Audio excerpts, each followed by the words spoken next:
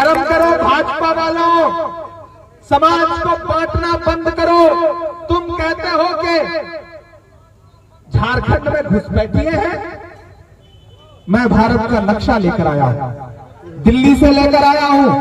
दिखा देना हेमंत विश्व शर्मा को, दिखा देना अमित शाह जी को, ये भारत का नक्शा है। इस नक्शे में झारखंड जहां है, मैं उसको और क्लेरिफाई करते हुए यह नक्शा भी दिखा रहा हूं। इसमें झारखंड जहां है, मुझे अमित शाह या फिर नरेंद्र मोदी जी या फिर हेमंत विश्व शर्मा बताएं कि कौन सी सीमा है झारखंड की जो जाकर के किसी और देश से जुड़ती है। मूर्ख बनाना बंद करो झारखंड के लोगों को। ये मेरे पास भारत का नक्शा है और तुम्हारे गृह मंत्रालय का आधिकारिक बयान लेकर पहुंच गए कि अगर 10 साल से तो सेंटर में तुम्हारी सरकार है, 10.5 साल से बॉर्डर की सिक्योरिटी की जिम्मेदारी किसकी होती है? गृह मंत्रालय की।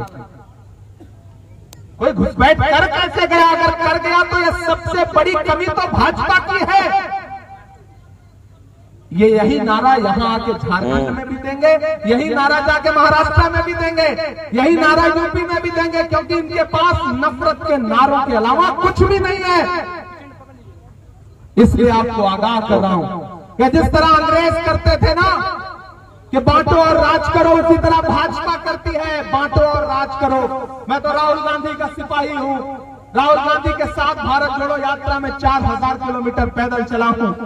जब मैं उनके साथ चलता था। अजीज साथियों, अस्सलामु अलैकुम वरहमतुल्लाहि ताला वबरकातुहू। उम्मीद है कि मेरे सारे दोस्त खैर व आफियत से होंगे। अल्लाह पाक आप लोगों को सलामत रखे।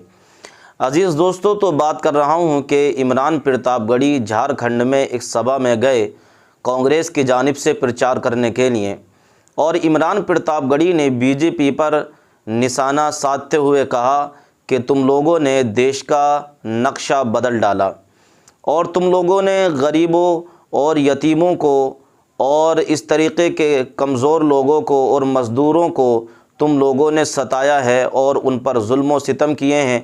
यानी तुम्हारी सरकार ने किसी भी तरीक़े से कमज़ोरों को किसी भी तरीक़े का कोई लाभ नहीं दिया, किसी भी तरीक़े का कमज़ोर तबके को तुम्हारी ज़ात से कोई फ़ायदा नहीं हुआ। तो आइए इमरान प्रतापगढ़ी का ये भाषण मुकम्मल सुनते हैं, ज़रा तवज्जो दीजिए इस भाषण पर। मैं तो राहुल गांधी का सिपाही हूँ।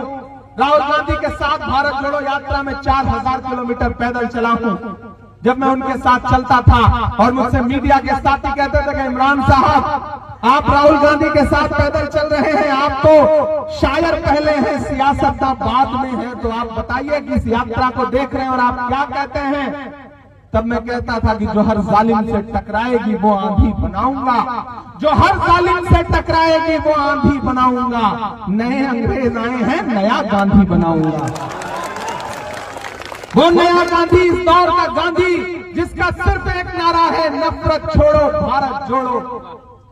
मेरे भाई, कांग्रेस नफरत की बुनियाद पर राजनीति नहीं करती, गठबंधन नफरत की राजनीति नहीं करता। हेमंत सोरेन आपसे विकास के मुद्दे पर बात करते हैं। गठबंधन की सरकार कह रही है हमारी सरकार आने दीजिए, मैया सम्मान जो योजना है उसे बढ़ा के 2500 रुपए किया जाएगा। हेल्थ बीमा कितनी शानदार बात है, 15 लाख रुपए का हेल्थ बीमा हर परिवार का मुफ्त। आप सोचिए, हम काटने बांटने के नाम पे वोट नहीं मांग रहे, हम कह रहे हैं हम आपको इलाज देंगे, हम आपको राशन देंगे, हम आपका बिजली का बिल माफ करेंगे, हम मैया सम्मान योजना में हमारी खवातीन को, महिलाओं को उनके खाते में पैसा देंगे। और ये किस नाम पे वोट मांग रहे हैं? इनकी नफरत आप देख रहे हो ना। तो ये जब आकर के नारा लगाएं कि कटोगे बटोगे टाइप का, तो आप कह दो नफरत के दिन बीतेंगे, जुड़े रहे तो जीतेंगे। आप इनसे खुल के कहो। और मैं तो दोस्तों अपनी इस बहन के लिए और बंधु तिर्की साहब को आज मैंने यहाँ पे भाषण देते सुना, और मैंने एआईसीसी में दिल्ली के गलियारे में कांग्रेस नेताओं के सामने भी इनको बैठे हुए जब देखा है, तो मैं बहुत ईमानदारी से ये बात आपको बता रहा हूं कि मैंने बंधु तिर्की को अपनी पार्टी में भी, एआईसीसी में भी बैठ करके झारखंड के गरीब गुरबा के लिए, यहाँ के आदिवासी समाज के लिए, यहाँ के मुस्लिम समाज के लिए, यहाँ के दलित समाज के लिए वहां भी लड़ते हुए देखा है। ये भाजपा के लोग जब बहादुर लोगों से डरते हैं तो साजिश करके उन्हें मैदान से बाहर निकालने की कोशिश करते हैं, लेकिन ये भूल गए कि आप बंधु तिर्की को चुनाव लड़ने से बाहर कर सकते हो, उसका हौसला नहीं तोड़ सकते, उसकी जुर्रत नहीं तोड़ सकते।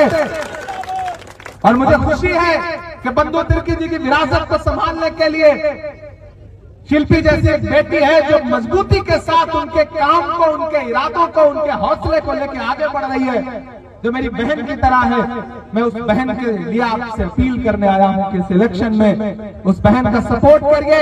और ये भाजपा के लोग आपके बीच में आए और आप सभा में रहो तो उनसे पूछ लेना कि भाई वो क्या हुआ उनका माता जब उन्होंने कहा था कि भाइयों बहनों, इस देश के खजाने की चाबी मुझे सौंप दो, मैं देश नहीं लूटने दूंगा, चौकीदारी करूंगा। यही कहा था ना, याद है नरेंद्र मोदी जी ने क्या कहा था? भाइयों बहनों, खजाने की चाबी सौंप दो, मैं चाबी नहीं लूटने दूंगा। अब तो मैं पार्लियामेंट में भी उनसे पूछता हूं कि कहां सोया है चौकीदार? थक गए क्या? मुझे लगना चाहिए मैं बांडर में खड़ा हूं, मुझे लगना चाहिए मैं झंडा में लोगों के बीच में खड़ा हूं। आज की रात भाजपा वालों को नींद नहीं आएगी। वो इस सभा में आए हो या ना आए हो, लाइव जरूर देख रहे होंगे कि कितनी भीड़ जुटी, बंधु तिर्की ने क्या बोल दिया, इमरान प्रतापगढ़ी ने क्या बोला। तो उनसे बताइए कि इमरान प्रतापगढ़ी तो खड़ा होकर ये पूछ रहा है कि कहां सोया है चौकीदार, कहां सोया है चौकी के नीचे से हो गया फरार, कहां सोया है चौकीदार, कहां सोया है चौकीदार।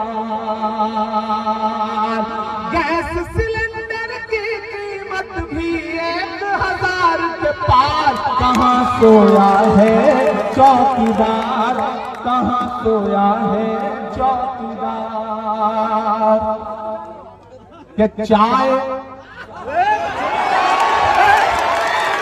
अच्छा ये इतने अच्छे लोग हैं कि बस चाय का नाम ले लो इनको स्वाद आ जाता है। झारखंड के लोगों को मतलब इनकी मोहब्बत को सलाम करता हूं कि चाय, बड़े अच्छे लोग हैं आप, कि चाय बेचने वाला। तो प्यारे अजीज़ साथियों, अभी आप लोग सुन रहे थे इमरान प्रतापगढ़ी की एक बेहतरीन स्पीच कि वो अपनी स्पीच के ज़रिए पब्लिक को किस तरीके से समझा रहे थे और वो कांग्रेस के लिए वोट मांग रहे थे। और उन्होंने कहा था कि बीजेपी ने कुछ भी नहीं किया है, उन लोगों ने सिर्फ झूठे और खोखले वादे किए हैं। इस तरीके की कुछ स्पीच इमरान प्रतापगढ़ी लोगों को सुना रहे थे और आप लोग उनकी इस स्पीच को सुन रहे थे। शायर भी लाजवाब हैं और जब बोलने पर आते हैं तो स्पीच भी लाजवाब है। बहरहाल ये गुफ्तगू अच्छी लगी हो, अगर अच्छी लगी हो इस वीडियो को लाइक कीजिए और कम से कम एक मरतबा कमेंट ज़रूर कर दीजिए। अस्सलामु अलैकुम।